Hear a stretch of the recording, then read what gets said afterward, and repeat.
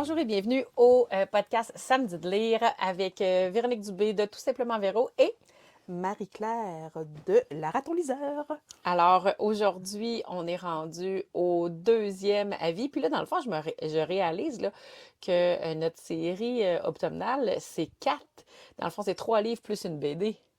C'est 2 livres et une BD. Ah, 2 Oui, livres et parce une BD. qu'il y en a un que je voulais présenter que je n'ai pas encore terminé. Et comme je t'expliquais tout à l'heure, il me reste une soixantaine de pages à lire. Et s'il ne se passe pas un revirement incroyable ou une finale explosive, il ne vaut pas la peine que j'en parle, malheureusement. Mais On sait pas. peut-être que je reviendrai en vous disant « Oh là là! » Oui, parce que dans le fond, on se rappelle que l'intention du podcast, c'est de présenter des coups de cœur, des avis de lire que tu as le goût de faire découvrir. Oui. Et autant au niveau des auteurs, des thèmes et tout ça. Oui. Alors, c'est pas ce que tu présentes, c'est toutes des 4 étoiles et plus dans ton évaluation personnelle. Exactement. Je me dis que si c'est un livre que j'ai beaucoup moins apprécié, j'en parlerai seulement si jamais il y a une grosse hype autour du livre puis que tout le monde semble aimer. Si moi je l'aime pas, je vais peut-être présenter mon point de vue pourquoi moi je l'aime pas. Il y a peut-être d'autres gens que ça peut rejoindre. Mais si c'est un livre, tu sais, il y a des livres qui sont juste moyens, qui valent pas vraiment la peine qu'on dépense de la salive ou du temps Pour le... pour en parler puis bon, dans ce temps-là, j'en parle juste pas. Alors, dans le fond, ta référence à toi, ton guide pour présenter les avis de lecture pour le podcast, c'est ta marque à toi de 4 étoiles et plus. Exactement. Des bonnes lectures ou des excellentes lectures. De 4 à 5, hein, parce que dans le fond, c'est... 4, 4,5, 5. Puis ton échelle, c'est 5, de 0 à 5. Oui. Bon, c'est ça. C'est important de comprendre que ça ne monte pas jusqu'à 10! Ben oui, non. Mais dans le fond, j'avais réalisé que je pensais que c'était 3 livres et une BD, mais là, tu me remets à l'ordre, puis tu me dis c'est 2 livres et une BD. Puis là, ben, présentement, on est au 2e livre. Au 2e livre. Avant d'aller plus loin, Marie-Claire, ben, j'invite tous ceux qui ont le plaisir de nous écouter à s'abonner, partager, commenter et aimer, et à nous suivre sur nos différents réseaux sociaux. Tout simplement Véro pour moi et La Raton-Liseur sur Instagram pour moi.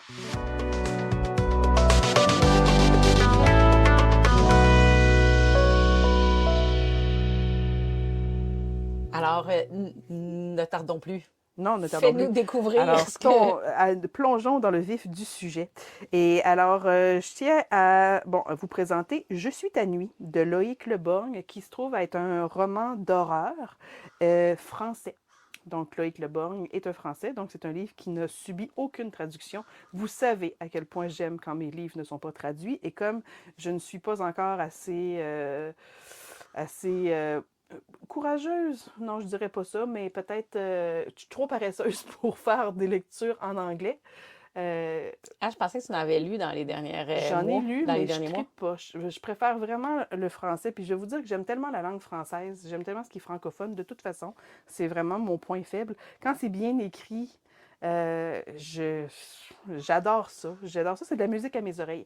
D'ailleurs, je pourrais vous en parler plus tard, là, mais il y a un chef-d'œuvre de science-fiction écrit par Alain Damasio qui s'appelle Les Furtifs, qui ne pourrait pas être traduit, ou si jamais je dis ça, là, il va peut-être être, il est peut-être déjà traduit.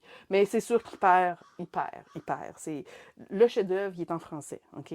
Donc, quand on est capable, en tout cas, moi, je trouve ça le fun, quand le livre est écrit en français, Absolument. puis c'est bien écrit, puis c'est bon, je me dis, on est gagnant-gagnant.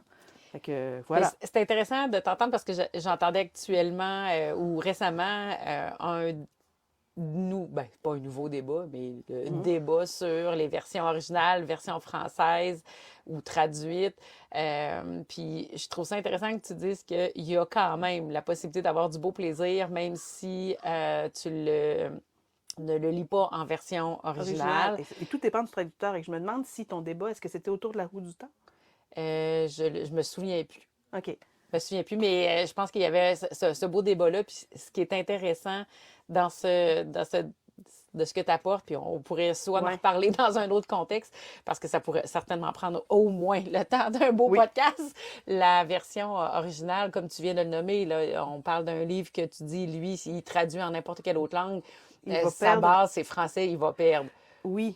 Oui, Fait parce que que c'est le cheval de bataille des versions originales, des gens qui... exactement, exactement. Puis je comprends. Puis tu vois, à l'audio, donc quand j'écoute des séries ou quand j'écoute des films, je vais toujours privilégier la version originale, que j'écoute en coréen ou en allemand ou en italien ou en anglais ou en français. Je vais toujours privilégier la version originale avec sous-titrage, là, on s'entend. Là, quand c'est en allemand, c'est sûr que je Ah, je sous-titre en pensais que tu coréen étais aussi. polyglotte. Non. Et puis, mais bon, c'est ça. Donc, mais il y a des très, très bonnes traductions. Mais c'est ça, il faut que le livre soit bien traduit parce que si tu tombes sur une mauvaise traduction, tu perds à ce moment-là l'essence souvent. Tu perds la saveur du livre, là, l'intention. Tu sais, quand la phrase, quand t'as pas. C'est ça, tu perds la musique du livre. D'où ta référence à La Roue du Temps qui a mangé ses bas Oui, dans plusieurs traduction traductions. Mais secrètement actuellement, là. la dernière, moi, je pense qu'ils ont trouvé la bonne maison de traduction pour Ouais. servir le Parce que je roman l'ai en essayé, français. La Roue du Temps, je me disais, oh wow, ça fait longtemps, là. Mhm. Au début des années 2000, je pense, ou. En tout cas, bref, je l'ai tenté. Puis je me disais, voyons, mais qu'est-ce qui se passe? Comment ça se fait que j'accroche pas? Puis pourtant, je me disais, c'est un univers que je suis censée aimer, tout ça. Fait que là, j'ai abandonné. C'est une lecture que j'ai pas terminée. Je l'ai écouté. J'ai dit, ah, voyons, il y a du potentiel. C'est ça. C'est ça, tout est dans la traduction. Tu peux vraiment rater une série quand c'est mal traduit. Puis, Voilà. ben, Donc, celui-là n'a pas été traduit. non, c'est ça. Celui-là n'a pas été Non, n'a pas été traduit. traduit. Puis je trouve ça intéressant. Je vais te laisser aller parce que Oui. je sens qu'il y a quelque chose d'intéressant dans cet avis de lecture qui s'en vient. Mais je ne sais pas si tu l'entends, puis je ne sais pas si c'est possible de l'entendre à l'audio, mais Il y a on des est vrai. corneilles. Oui, on est accompagné Il y a des corneilles en arrière. qui accompagne notre podcast. Puis si vous entendez tic, tic, tic, tic, tic, tic, c'est qu'il y a des écureuils qui se promènent sur le bord de ma fenêtre aussi. Ils vont chercher des arachides puis ils viennent les cacher. Fait que Ils si passent dans le pas. précédent podcast, c'était un Un de chien. tes chiens qui voulait être avec nous, Là, là, il on est sent avec que nous.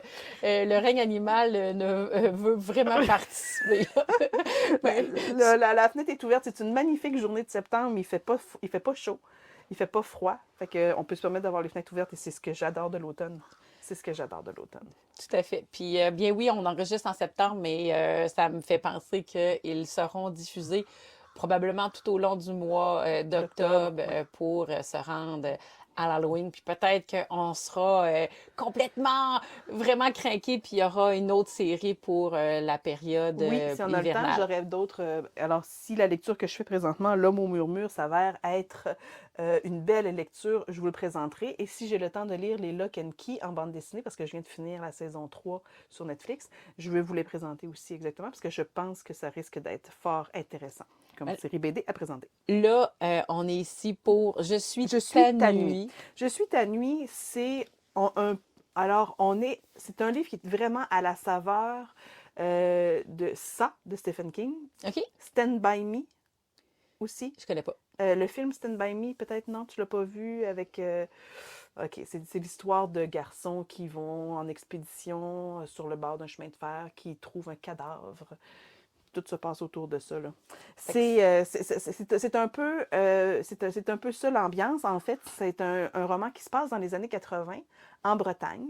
OK? OK? Puis c'est l'histoire de 6 jeunes garçons qui ont tous entre 11 et 12 ans. C'est vraiment l'âge où il se passe des choses. Hein. C'est comme, cet âge-là, c'est comme, t'es sorti de l'enfance, mais t'es pas encore dans l'adolescence pure et dure. Non, c'est Puis ça. c'est comme si t'as encore assez d'imagination pour comprendre le paranormal, puis pour y croire, en tout cas, pour embarquer, puis pour pouvoir éventuellement le combattre. C'est comme l'âge clé, c'est l'âge magique. C'est souvent l'âge qu'ont les héros. Puis, est-ce que tu dirais que c'est un roman jeunesse? Non, pas du tout. Non. Oh non, non, non, non. Non, lui, c'est pas un jeunesse, c'est un roman adulte. C'est assez glauque. OK. Oui, quand même. Je vais vous lire la 4e de couverture. Je l'ai lu cet été, donc c'est pour ça que j'ai peut-être des petits trous de mémoire. Je vais m'aider de la 4e de couverture et de l'avis que j'avais mis même sur Ton profil, puis pas là, ton je profil, tiens à mais bon. mentionner que j'avais mis 5 étoiles sur 5. Quand j'ai terminé ma lecture, j'étais très enthousiaste. Aujourd'hui, je le réviserai à 4,5, pas parce que c'est pas une bonne lecture. Là. Le 0,5 perd seulement en comparaison si je garde l'impression que m'a laissé ça, qui est mon roman de Stephen King préféré de tous les temps. En fait, c'est mon roman d'horreur préféré de tous les temps. Et puis bon, donc il me laisse une impression moins forte à long terme, mais c'est quand même une très, très bonne, entre très bon et excellent. OK, ouais, à Hein? 4,5. 4,5, c'est vraiment très bon. Quand même. Alors, la quatrième de couverture va comme suit. La France, un été, quelque part dans les années 80, pendant un banal concours de casse-bouteilles, des jeunes qui étaient dans la forêt et qui cassaient des bouteilles avec des roches, 6 enfants découvrent un cadavre mutilé, sans lèvres, sans sexe et sans doigts. Quand même. Et ce n'est Ça part fort. ce n'est que le premier d'une longue série. Alors, Pierre et sa bande de copains inséparables sont obligés d'enterrer leur enfance et certains de leurs proches, alors que le puits et l'homme au chapeau haut de forme s'emparent peu à peu de leur innocence. Alors, si tu regardes la couverture, au départ, moi, quand j'ai vu ça, je ne vous la voyais pas à l'audio, mais je vais vous la décrire un peu. On voit, c'est une ombre avec quatre formes d'ombre, là. Si on veut, en arrière-plan, on a un homme avec un chapeau haut de forme, avec des yeux jaunes. Il y a un Doberman à côté, il y a un corbeau de l'autre côté, puis au centre de ça, il y a un enfant qui semble en souffrance. Qui Solide. Crie, hein, avec des papillons dorés.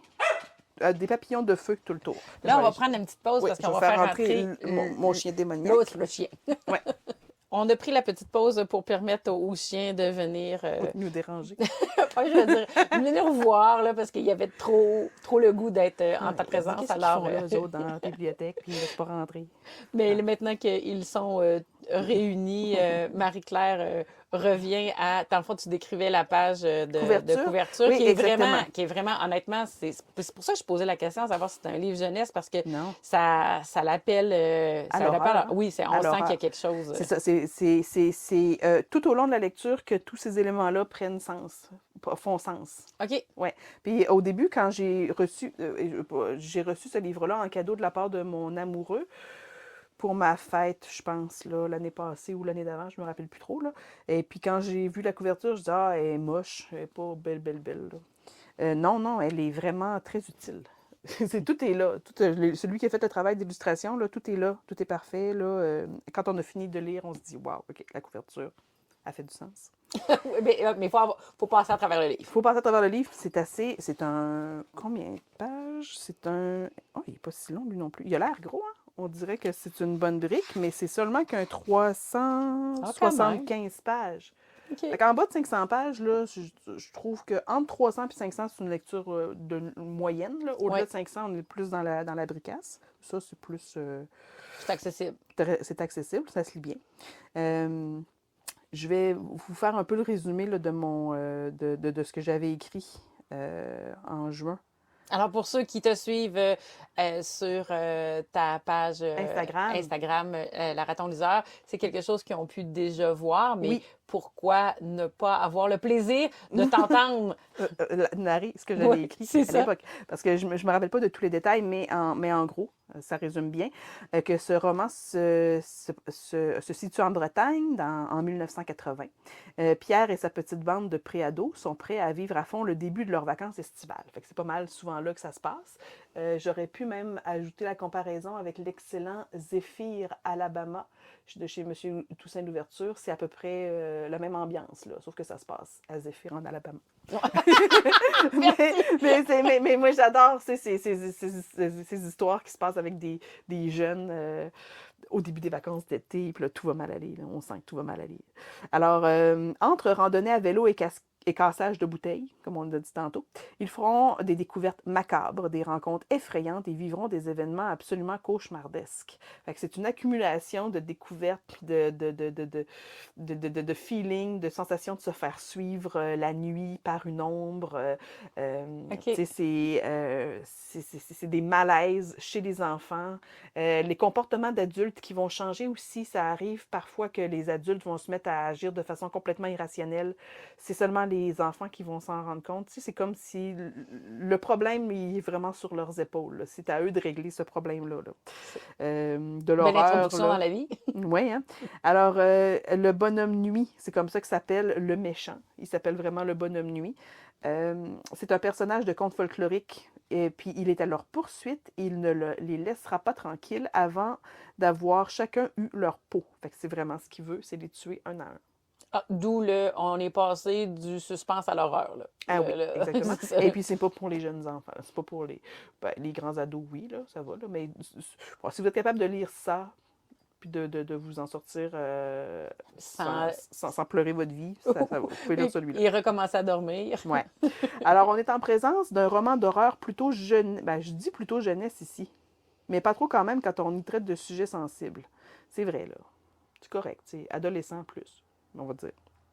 Ben, tu sais, à partir de 15 ans. Oui, c'est ça. Alors, je le dis ici, là, que ça se situe, selon moi, entre Stand By Me et It de Stephen King. Et on y sent bien l'influence du grand maître à la sauce européenne. Parce que le début des années 80 en Bretagne, c'est plutôt les Pif Gadgets, Casimir, les Malabars, la Guerre des Étoiles.